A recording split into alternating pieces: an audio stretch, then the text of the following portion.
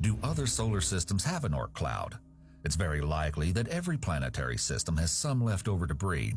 Star systems form in protoplanetary disks, which are formed almost immediately after the collapse of a molecular cloud. So there's always going to be tiny bits of rocky objects. Our Oort cloud could have originated in the Sun's protoplanetary disk of debris, where eventually all of the ice and rock coalesced into small bodies or protocomets. It's hypothesized that these protocomets were much closer to the Sun than they are now. The gravitational interactions with the gas giants tossed them far out. In the meantime, the Sun could have captured even other interstellar comets, thus adding to the population and creating the hypothesized Oort cloud. Astronomer Ernst Öpik was the first to propose the cloud. After theorizing about the origins of solar system comets, he came up with the idea that they originated in a cloud orbiting far beyond Pluto. Later on, astronomer Jan Oort first worked out the math, which kind of proved Öpik right. He also found that these faraway comets can become trapped into tighter orbits by Jupiter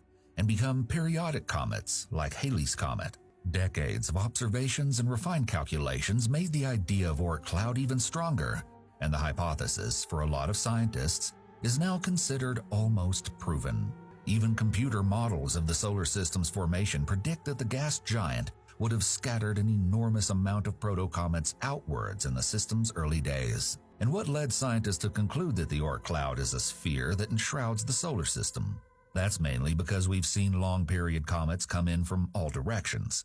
And that's also one of the reasons we know they aren't coming from the Kuiper Belt, because if they did so, their orbit would most likely bring them closer to the ecliptic, the plane where all solar system planets orbit the Sun. For the time being, the Oort cloud remains a theoretical concept, but it's the most widely accepted explanation for the origin of long-period comets. Want to hear a fun fact? Voyager 1, the fastest and farthest man-made object which is leaving the solar system, will reach the Oort cloud in about 300 years and would probably take about 30,000 years to pass through it.